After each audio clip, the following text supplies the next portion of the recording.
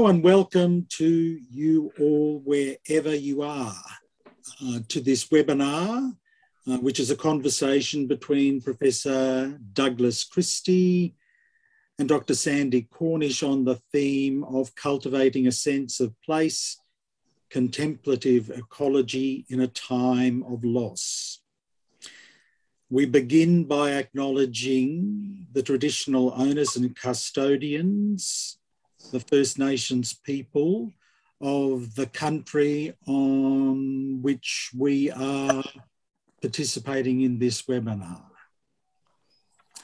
We pay our respects to the elders and ancestors who have had and continue to have a deep and intimate relationship with their country. They have always been and always will be a part of this country. It is their country. In the last chapter of Laudato Si, on care for our common home, Pope Francis devotes much energy and attention to promoting the notion of nurturing a spirituality to help us on the journey towards ecological conversion. This particular webinar is a small contribution from our Justice and Peace Commission in the Archdiocese of Brisbane to helping people to understand his message and to embrace it.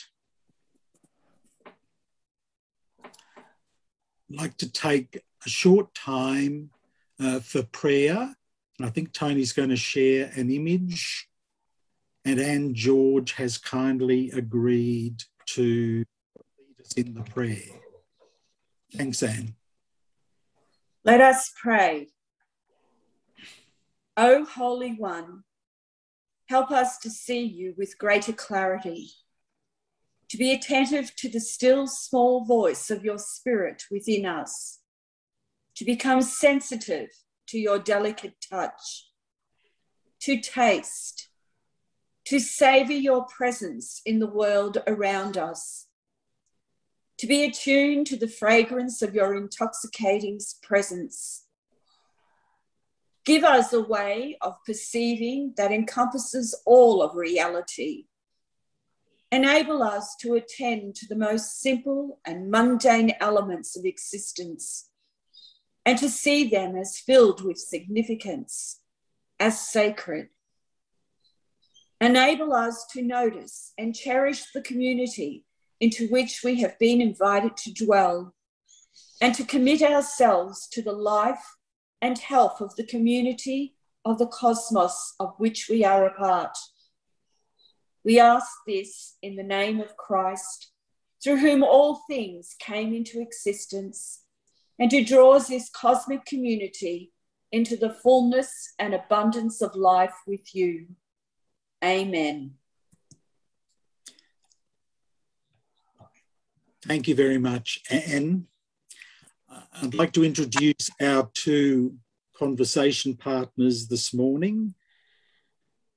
Professor Douglas Christie is a professor of theological studies at Loyola Marymount University in Los Angeles. He's the co-founder of the journal Spiritus, and he's the author of the very big but wonderful book on contemplative ecology, The Blue Sapphire of the Mind. Sandie Cornish leads the Australian Catholic Bishops' Conference's Office for Justice, Ecology and Peace. She's been appointed as a member of the Vatican's Dicastery for Promoting Integral Human Development, and I've got the pleasure and privilege of working with her in one of the working groups developing the Laudato Si action platform, which will be fully launched on the World Day of the Poor, the 14th of November. So welcome, Douglas and Sandie. The program for today is Douglas is going to have an initial presentation of 15 minutes to open up the theme. Sandie will respond, and we hope that that will lead to a natural conversation between them to flesh out some of the ideas that Douglas raises in his presentation. During the course of the conversation, feel free to put any questions that arise for you in the Q&A function, and Tony will moderate those and share some of those questions towards the end, and we'll invite Douglas and Sandie to briefly respond to them. So without further ado, we'll hand over to you now, Douglas, to make your initial presentation. Thank you, Peter. And thank you everyone for being here. It's really a pleasure for me to be engaging you. In the funny way of Zoom connections, you are already living into the next day. I'm going to be catching up to you for a while, but I love that we're connecting this way. I'm in Los Angeles. You all are in various parts of Australia, and I'm really grateful to Peter and Sandie and the others in this team for reaching out. So really, it's a pleasure for me to be here. I am going to share something here at the outset. And I'm going to count on my co-host to let me know if things are coming through clearly. Can you see that okay? Okay. So I am a visitor here. I am not of your land. I have my own native place, and this is what it is to be a human being. We come from different places, but I think it's important to begin this reflection. I think it's important with a voice from your place, a voice from your land, someone who's native to this place. So I'd like to read this poem, Spiritual Song of the Aborigine. I am a child of the Dreamtime people, part of this land, like the gnarled gum tree. I am the river softly singing, chanting our songs on my way to the sea. My spirit is the dust devils, mirages that dance on the plain. I'm the snow, the wind, and the falling rain. I'm part of the rocks and the red desert earth. Red is the blood that flows in my veins. I am eagle, crow, and snake that glides through the rainforest that clings to the mountainside. I awakened here when the earth was new. There was emu, wombat, kangaroo, no other man of a different hue. I am this land, and this land is me. I am Australia.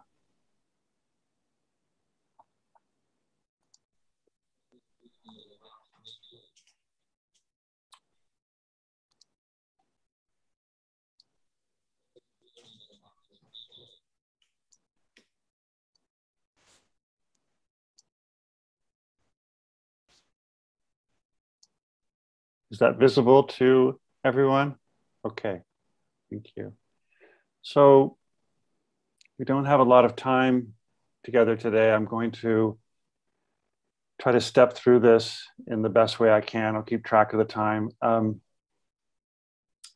have been thinking for a long time about the question of how we can cultivate a deeper sense of place and how our spiritual practices can help us do that. This is the heart of my reflection that I'm offering to you today. And I invite you in the next few minutes to enter in whatever way you can. This is less of a talk about ecology than it is a meditation. And so in that spirit, I will begin. Some questions at the outset. What will it mean for us to recover a sense of place during a time of acute and widespread displacement, social, environmental, spiritual, cosmic?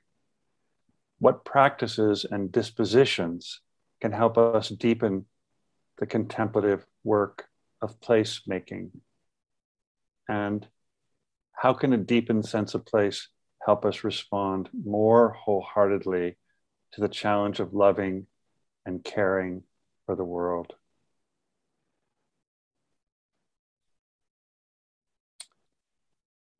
What is sense of place? Each person on this seminar, I expect, has a working sense of that or a feeling of it. I love this observation by the Irish poet Seamus Heaney. Sense of place is the feeling, assenting, equable marriage between the geographical country and the country of the mind that constitutes the sense of place in its richest possible manifestation. The question of place and identity, Jose Ortega y Gasset said, "Tell me the landscape in which you live, and I will tell you who you are. Tell me the landscape in which you live, and I will tell you who you are." A fundamental and important question about how our identity is formed by the places where we live and where we were born, where we live out our lives. There's such a rich, rich, rich tradition of thinking about place, especially the wonderful idea of dreaming place in Australia. And it feels important in this call, especially, to invoke the sense of places as dreamed into being. And I found a wonderful essay that included these reflections on storying places and dreaming places. And Australians, as much as anybody in the world, know about the rich meaning of this idea. And so I want to invoke this as well. Keith Basso, who worked with the Western Apache in Cibecue, Arizona for more than 30 years, mapping very, very carefully the place names of the Cibecue people, wrote a wonderful book called Wisdom Sits in Places. And Basso came up with this kind of way of speaking about the way we inhabit the world as a kind of place world. And Basso says what people make of their places is closely connected to what they make of themselves as members of society and inhabitants of the earth. We are, in a sense, the place worlds we imagine. For me, what is important about this idea is that it brings us back into the space of the imagination, and it gives value to the ways in which we imagine places into being through our storytelling, through our affections, through the ways that we inhabit places together. We are, in a sense, the place worlds we imagine. Gary Lopez, who some of you may know, a wonderful nature writer, author of Arctic Dreams and other books, died just this past year. He had such a beautiful sense of how the outer world impacts our inner world, these two landscapes. And he says to inquire into the intricacies of a distant landscape is to provide thoughts about one's own interior landscape and the familiar landscapes of memory. The land urges us to come around to an understanding of ourselves.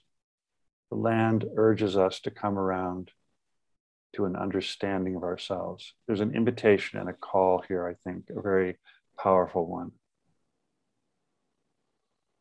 And I love that the question of places as sacred was already brought into our conversation today, and I so appreciate that.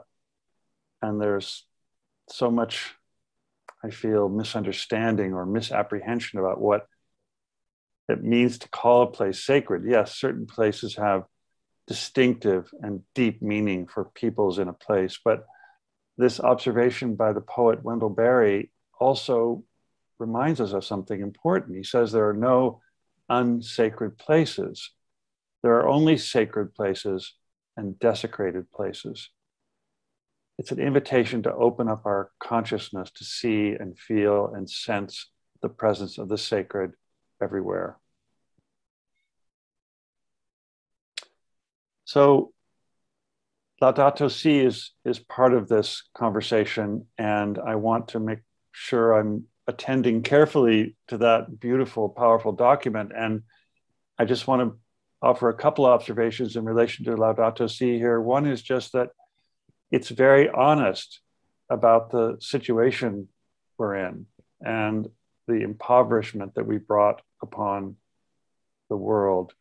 And so it's important, I think, just to begin with an honest acknowledgement of where we are and how we've misplaced certain values, proximate values for ultimate values, and the damage it's doing to our world. I love that Laudato Si not only speaks of the practical challenges of repairing what we've broken, but the recovery of awe and wonder. This is so, so important. And all through the document, you'll see this appeal to return to your own intimate relationship with the living world as a ground from which any meaningful action must arise. And one of the most important ideas in the encyclical, I believe, is its assertion, its insistence that we cannot separate our love of nature for our love of one another. And this has given us this idea of integral ecology, which is central to the document. We're thinking about the world holistically. Every living being in the world is calling to us to respond wholeheartedly. And this leads to a kind of ecological conversion, says Laudato Si.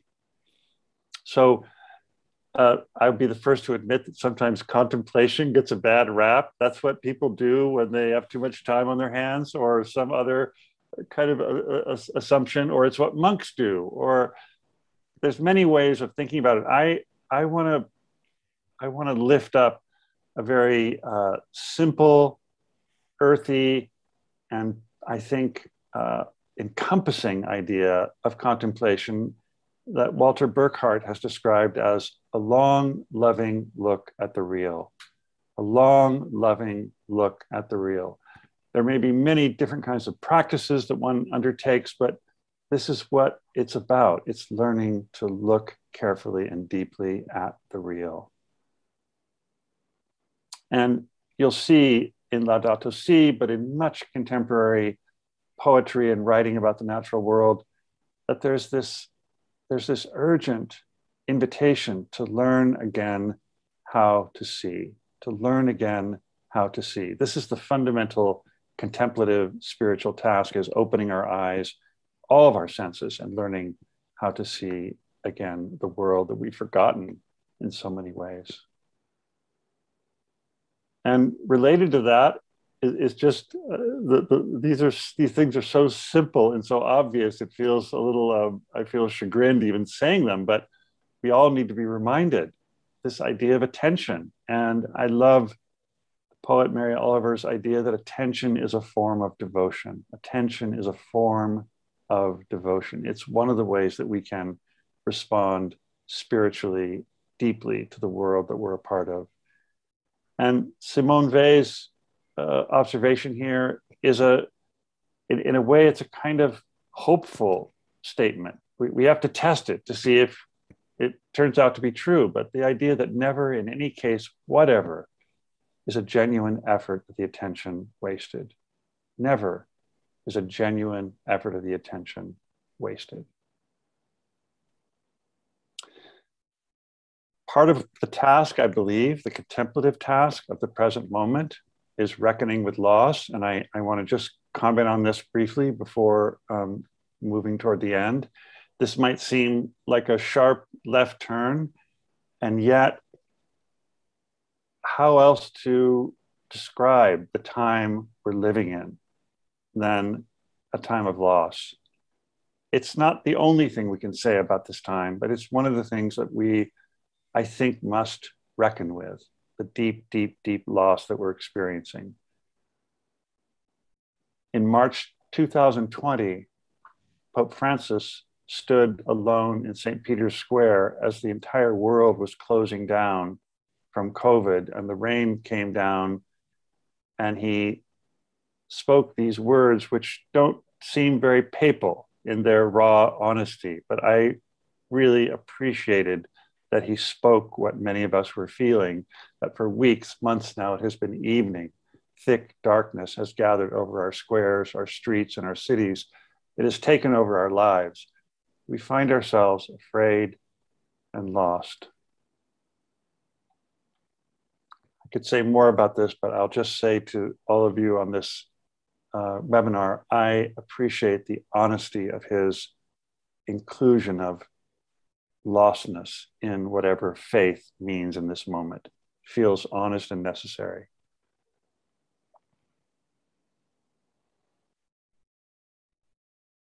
An image that's been repeated more times than any of us care to acknowledge.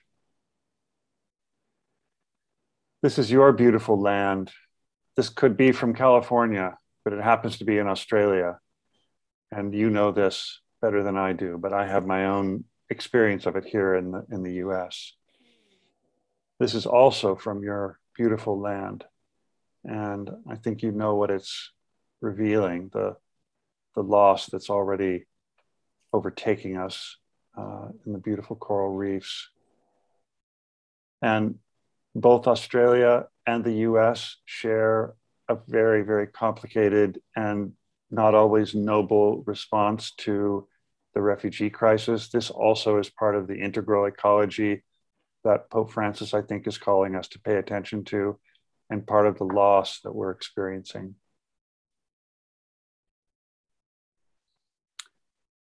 Robin Cost-Lewis, in her book, The Voyage of the Sable Venus, in one of her poems says, "I wondered if you thought we were lost.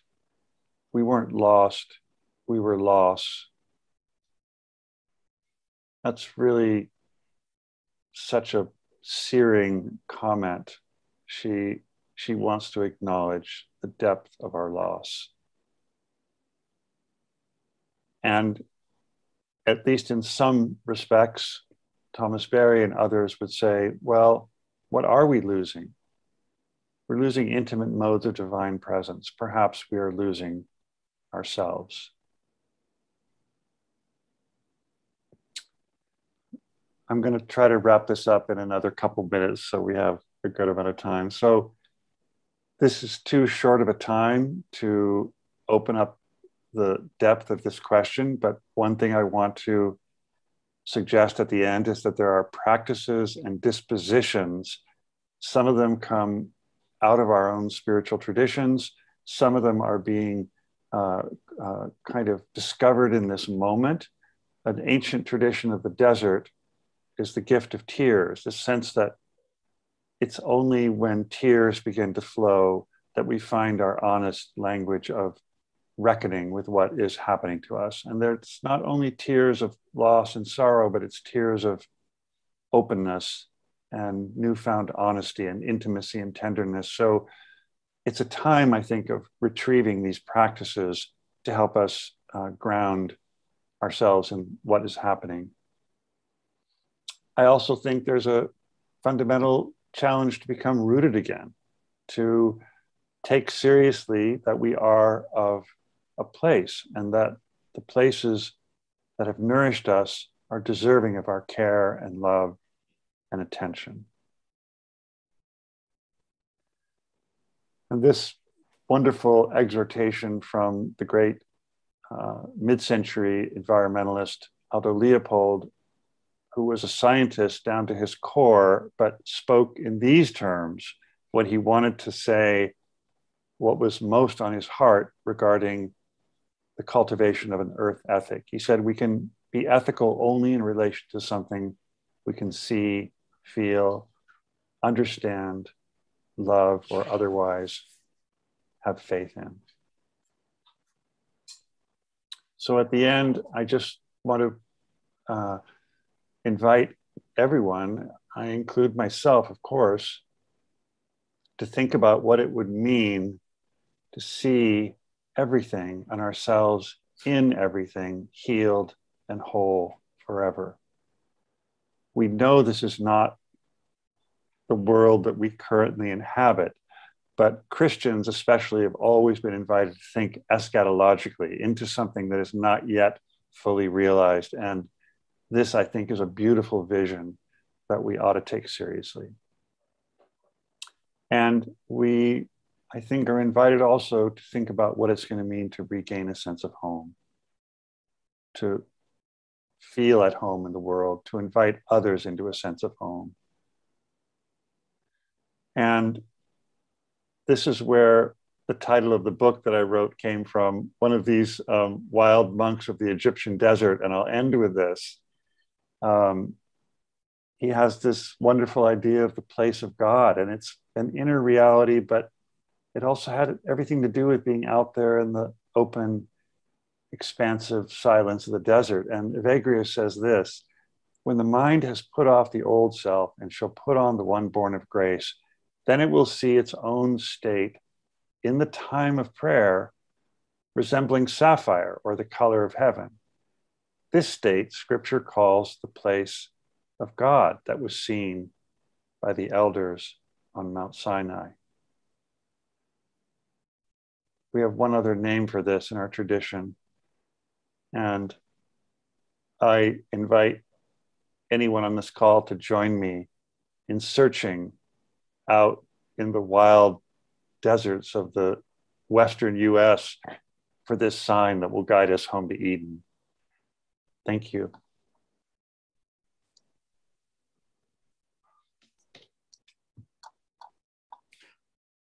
Thank you very much, Douglas. Sandie, would you like to begin a response? Thank you very much. What I'd actually like to do now to begin the response is to invite all of us here on this call to just take a moment to, in silence and stillness, to sit with what we have just received. I really like that this was more of a meditation than a lecture, and I think we need to take a moment to receive it. So can I invite you just to bear with me and spend a moment before I start to talk about this?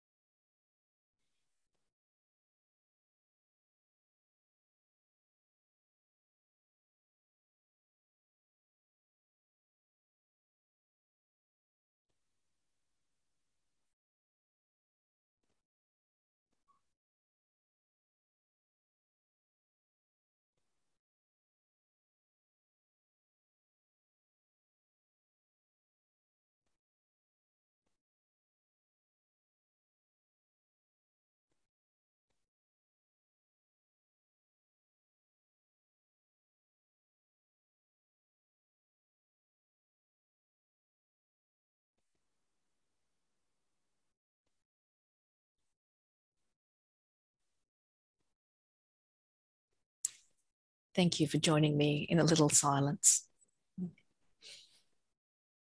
I'm joining this meeting from Guringai country on the northern beaches of Sydney.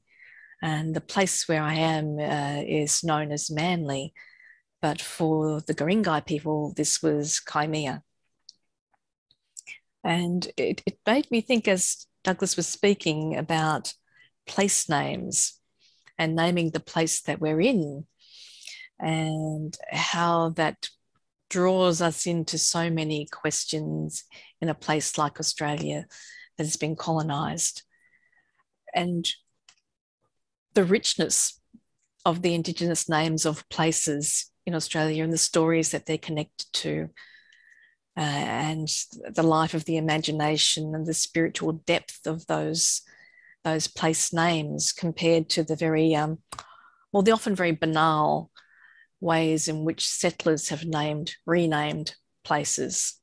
You know, Australians are the world champions, I think, at banal names. You know, 9 Mile Creek One Tree Hill. And the creatures, yeah, it's a brown snake. You know, we take all of the poetry out of the names of the places. You think of a place name like Woolloongabba, near to where Peter is, the place of the swirling waters. Or what are the swirling waters about? It draws you into a much bigger story. Manly was named in that way by Governor Arthur Phillip because he was impressed by the manly bearing of the natives of the place when he turned up in their place. Yeah, so that tells you a whole story about masculinity and control and many, many things. We make our reality in some ways through the ways in which we name things and places. And so I was very interested in Douglas's work around place making, because I think sometimes we have had the habit of thinking of place as really context or a stage on which we strut and fret our hour upon the stage before we're heard no more. A stage for human activity rather than a place that is before us and we're part of it and it's part of us. And I think one of the great contributions of Laudato Si is that it helps us to remember our place in the cosmos, that we are creatures. We are not custodians or stewards of the environment or the planet or any of that kind of language, but we are creatures amongst other creatures. And Douglas's work has actually led me to think further about Pope Francis's choice of language.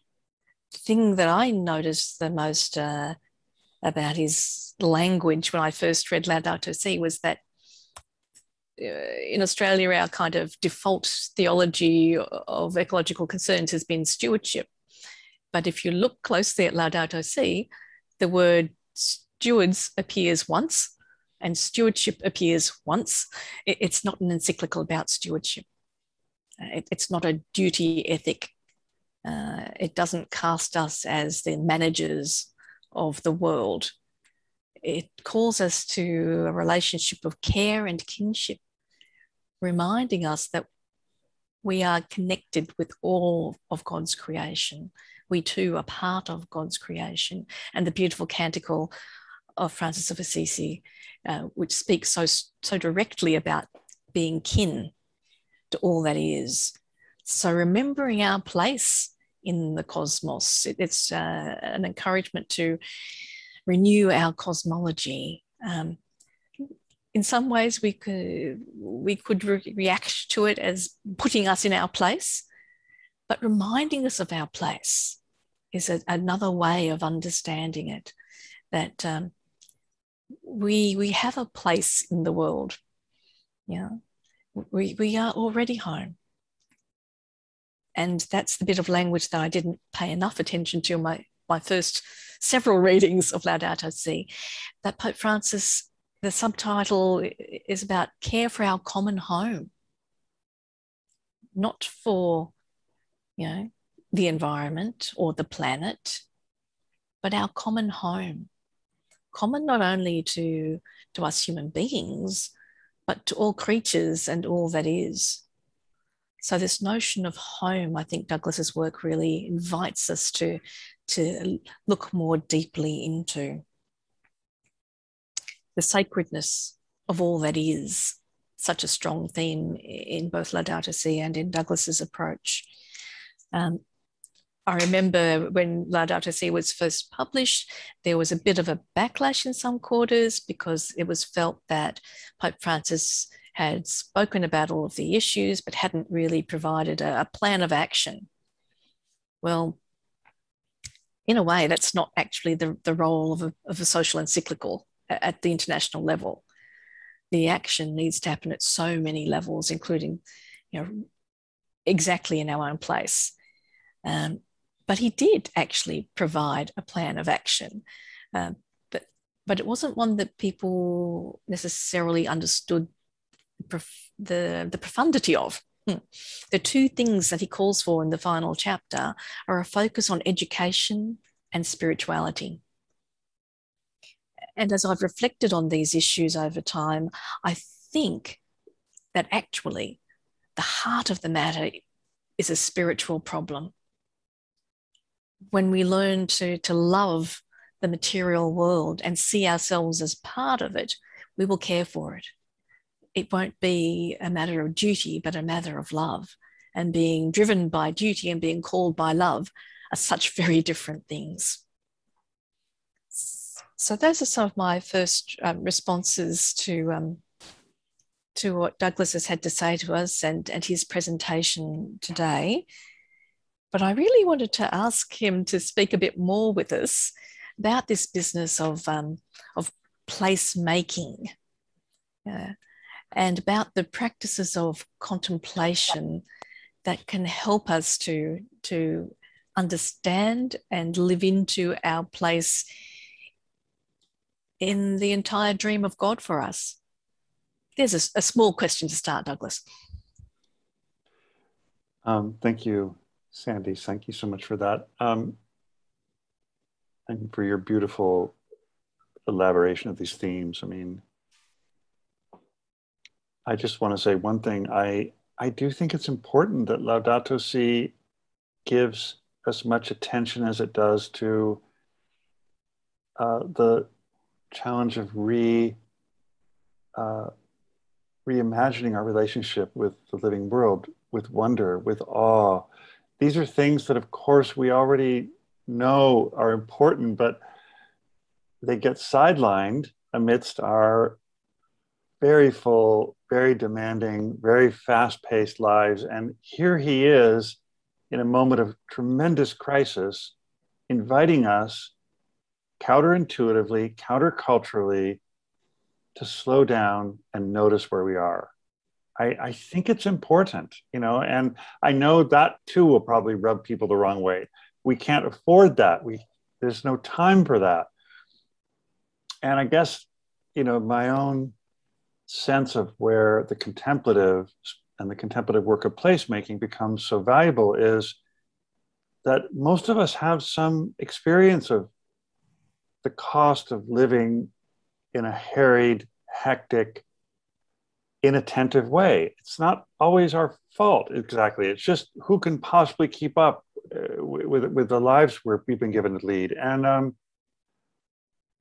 it's deeply unsatisfying on a personal level. And it's also doing damage to our relationships with others, to the places we live. So I don't want to say necessarily contemplative practice is the most practical thing you can do with your life, but it's not the least practical either. It has practical value in helping to open you again to your own life. As far as placemaking, I think, you know, what I've come to appreciate so much about this idea, I think I first learned of it through Keith Basso. He first learned of it through the Western Apache.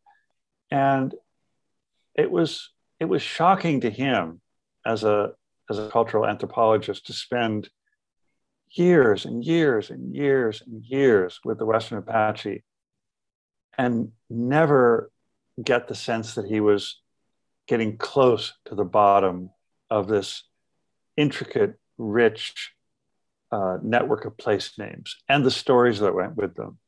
And one thing that I think is my awareness of it is not as strong as it would be for some of you in this meeting, but I think it would also be true of Aboriginal culture. But in the Western Apache culture, the attention to places and the names of places was directly connected for them with the wisdom of their culture. If you wanted to remind someone of a shared cultural value, you pointed to a certain rock face in the distance, or a plateau, or an arroyo, and you did that with the understanding that they would know as well as you knew what happened there and why what happened there was important. And you wouldn't even have to tell the story. You just have to name the place. And out of that would come rushing this rich narrative history that contained the wisdom of the culture. And so Basso's book is called Wisdom Sits in Places. Wisdom Sits in Places. It's a really wonderful idea. And when I'm not an Indigenous person, I can't claim that for myself. I wouldn't ever presume to, but in working with students and thinking about my own life and beginning to pay attention to the eloquence of places in people's lives and the stories that places hold and the spiritual nourishment and meaning that those stories have if we give them attention. It's just amazing what happens when you start telling stories about places that have shaped you and formed you. And then if we can move beyond our personal stories and develop shared sense of story, that places become storied, that a whole community shares that sense, then we start to realize that we have the beginnings of a language for a different kind of politics and a different kind of environmental responsibility. And so placemaking is something that we're invited to give ourselves to, and it involves us. It involves our own imagination, our own storytelling. It involves us summoning from our own depths what places mean to us. And it's affectively rich and imaginatively rich. And so then it's also like sometimes you feel the drudgery of environmental work.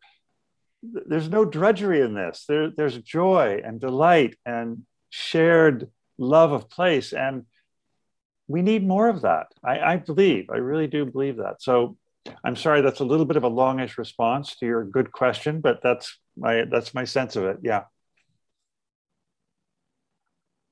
And I think it is a trap for people who are very concerned to transform the world, that we can see taking the time for contemplation and for prayer as something other than taking action. And it's easy then to fall into a kind of distracted activism that understands the urgency of the moment, but doesn't understand how to transform it. So I want to ask a bit more about practices and dispositions, because I think this is where contemplative practice can help us to cultivate that deep attention that's needed so that our urgent action is actually well directed. And so what kinds of, I guess I'm asking about a bit more information about what are the dispositions you think we need to cultivate, and what might be some practices that people could begin with. So just in case anyone has the misapprehension that I'm living a deeply, beautifully, purely contemplative life, I'm part of, I'm married, I have 5 children, one's pretty well grown, the other 2 are getting grown, and 2 boys in high school, and there's nothing contemplative about our life, and in the sense of like, it's just so still and peaceful. It's like a little monastery. No. However, I have been nurtured in my own life by a long and rich relationship with a community of women, Redwoods Monastery. I used to live in the Bay Area, and so it was about a 4.5-hour drive for me up into the redwood country of Mendocino County in Northern California. And now it's a longer drive, and I only get there once or twice a year. But they're Cistercian nuns. They've given themselves over to the life of monastic practice and to the place. And I feel like even though that's not my life and it's not my calling, I've learned so much from the integrity with which they live their life and the care with which they live it. And so I often think of them when I think of trying to practice that kind of integrity in my own life. And And part of it does have to do with not being so quick all the time. I mean, I know if you go on a retreat, you don't expect it to be a model of efficiency. You're going to get so much done. You're leaving that behind for a couple days or a week, maybe, if you have that blessing of a week away. But when you observe a monastic community, you start to notice that there's almost never a sense of rush or haste. Liturgy is given the time and care it deserves. The silent spaces between the words of the liturgy are given the time and care they deserve. Food is prepared. It still requires labor and energy, and maybe you don't feel like cooking that day. I know I don't always feel like cooking when it's my turn. But okay, let me slow down here in the kitchen as well. I mean, if for nothing else, just to enjoy it more. So even I think sometimes we have this idea of contemplative life and practices. Oh boy, I got to roll up my sleeves and really get to work here. Now I'm going to do some hard spiritual labor. And I'm not saying it's easy. It isn't, but there's joy in it. There's joy in slowing down and breathing more deeply and noticing who's present to you in your life and feeling your own life in the world. So I think there's so many practices, and a lot of them, I think in popular imagination, come to us more from Zen Buddhism. You know, this is where we get some of our ideas, you know, after the ecstasy, the laundry. Well, it's all there in the Christian spiritual tradition. The movement, symbolically anyway, into the desert and then back out into the community, into solitude, back into community. And the movement into solitude is itself born of love. You go into silence and solitude to renew your acquaintance with yourself and with God so that you can respond more wholeheartedly to those in your life. It's not a cop-out, I don't believe, or a checking out of the responsibilities of being in the world. It can be seen as part of a rhythm of life that enriches your life, that deepens your life. And it's connected deeply to community. I feel like that's been the big lesson for me over the years, is that contemplative practice helps us to re-knit community. That's really I didn't give you too many practices there, did I? No, you carefully avoided that. But there are so many practices, aren't there, that are actually in our Christian tradition, but we do tend to look elsewhere for it. And I suspect that at least in Australia, that's because it hasn't been very much part of the mainstream life of our parishes and our Catholic schools and our Catholic organisations. But reconnecting with those contemplative practices from our own tradition, I think, is a very rich thing. For me, in the last couple of years, breath prayer has been a beautiful rediscovery. You know, slowing down and savouring the words moving with the breath, connecting with the body, being an embodied part of God's creation. It helps me to notice all kinds of dis-ease in my physical being and also in my emotions.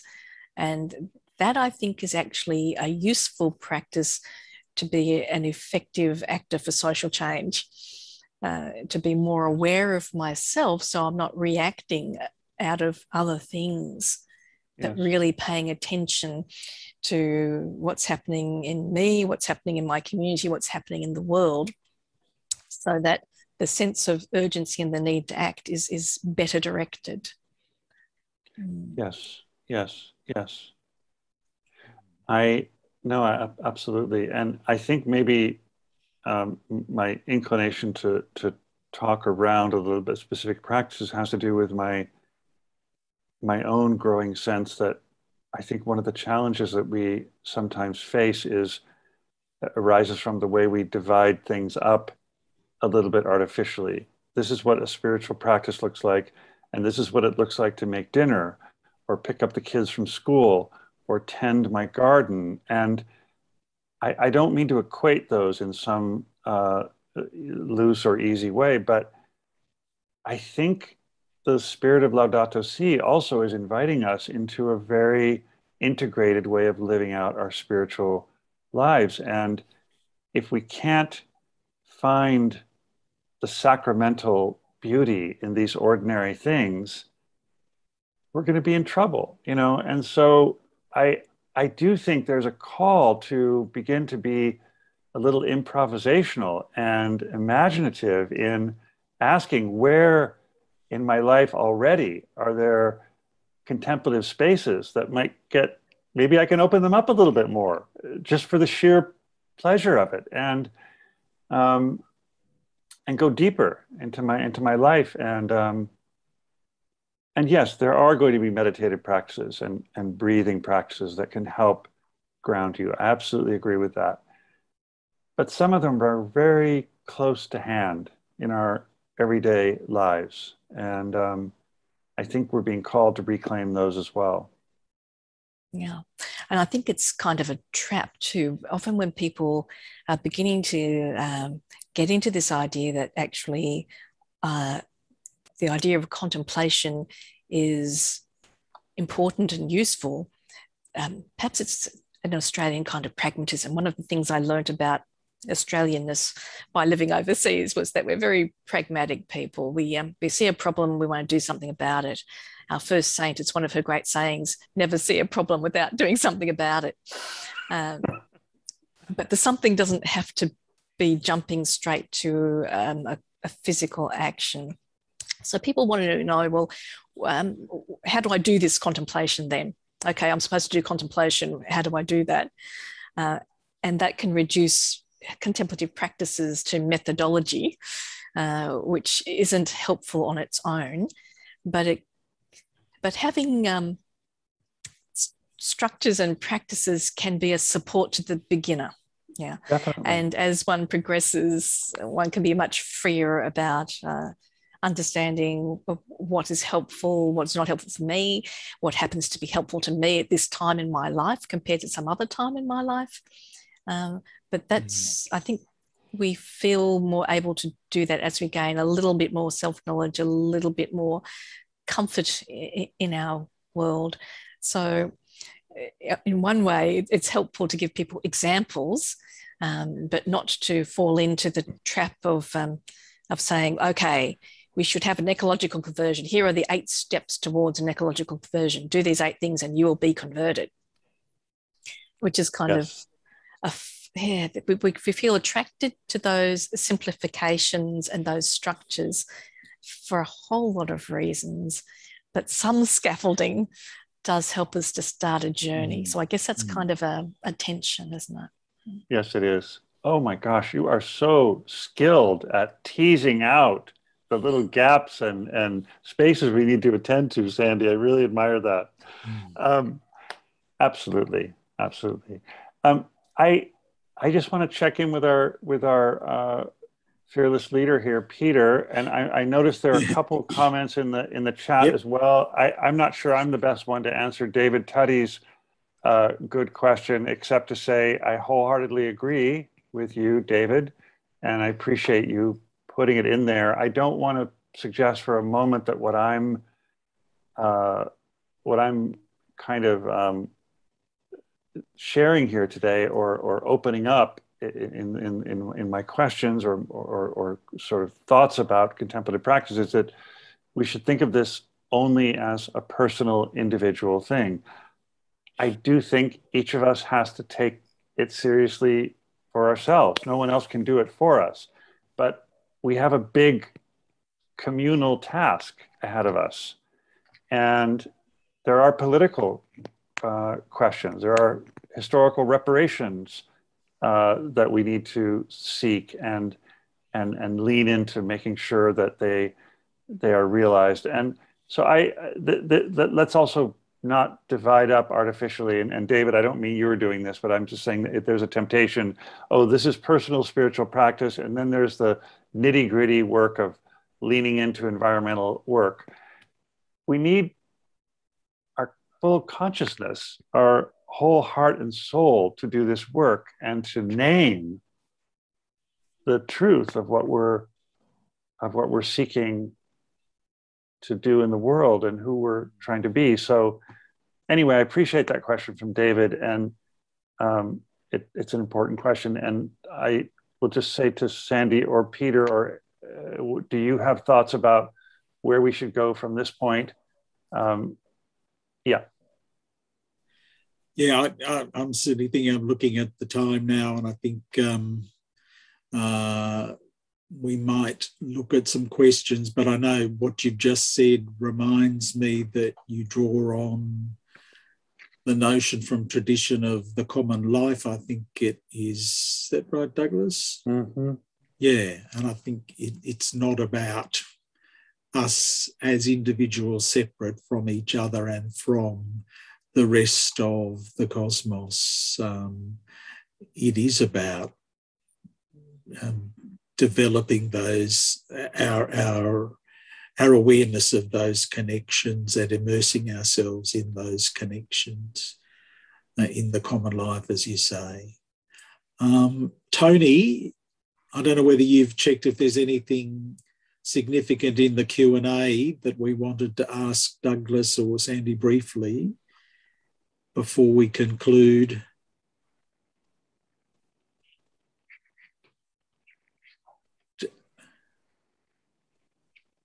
Tony, I think you're on mute.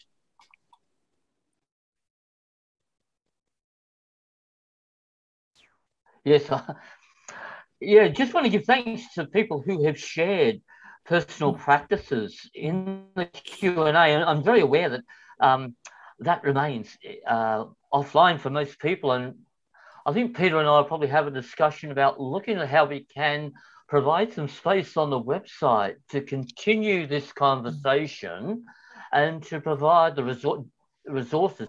So Douglas, one question was about accessing the PowerPoint. Are you happy to share that PowerPoint and make it available?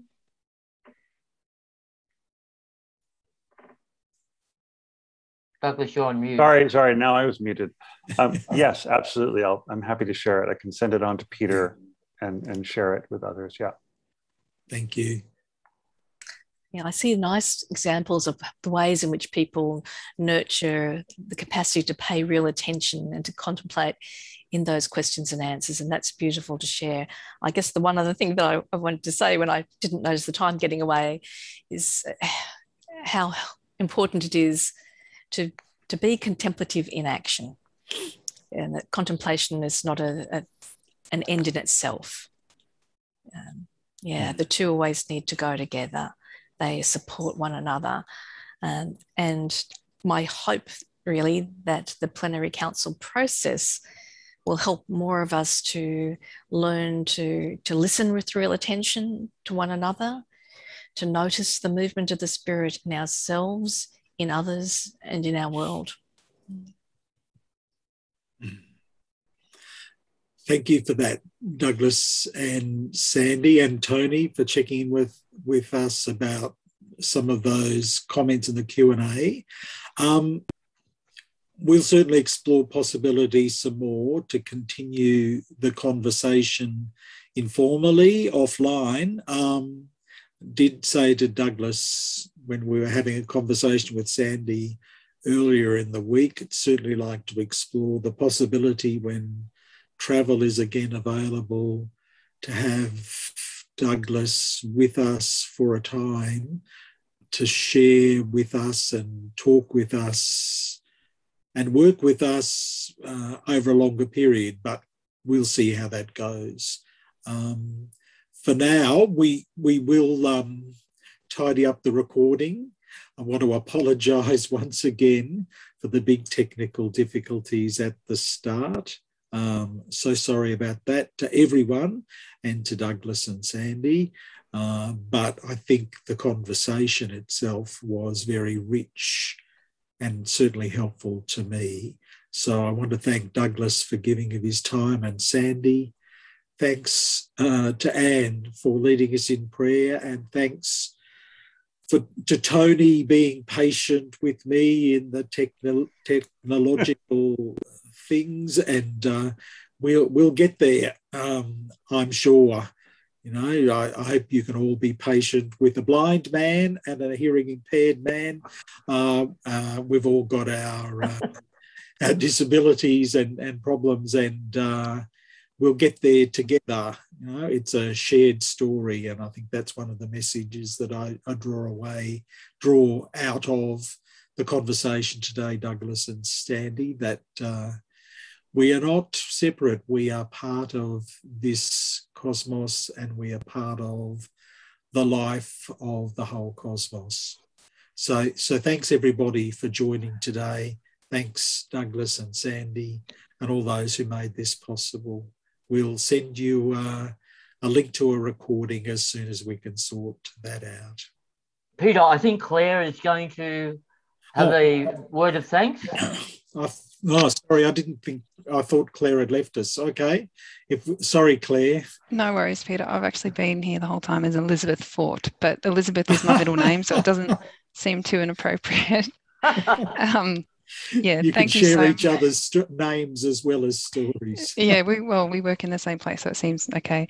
I just wanted to thank both Douglas and Sandie for this opportunity to listen to their wisdom today. It's been really wonderful, and reflecting on Laudato Si, and particularly, I suppose, that that mesh between contemplation and action and what we do in place. And I think for a lot of Australians, particularly in parts of New South Wales and Victoria, they've got a strong sense of place and maybe stuckness in place. But it's been quite interesting to hear some stories about how people have found beauty in the small things that maybe they didn't always pay attention to, and it's forced a sort of slow down. So there's opportunity for gratitude there too. So thank you both. I'd love to sort of have more of these sorts of contemplative sorts of meditations. Thank you. Thank you so much, Claire. Sorry, I didn't realise you were there, so thank you. No worries. Okay, so thank you, Claire. Yeah, we're at an end. So thanks once again, everyone, for joining, and we'll connect in some way in the near future. Enjoy the rest of your day or evening, wherever you are.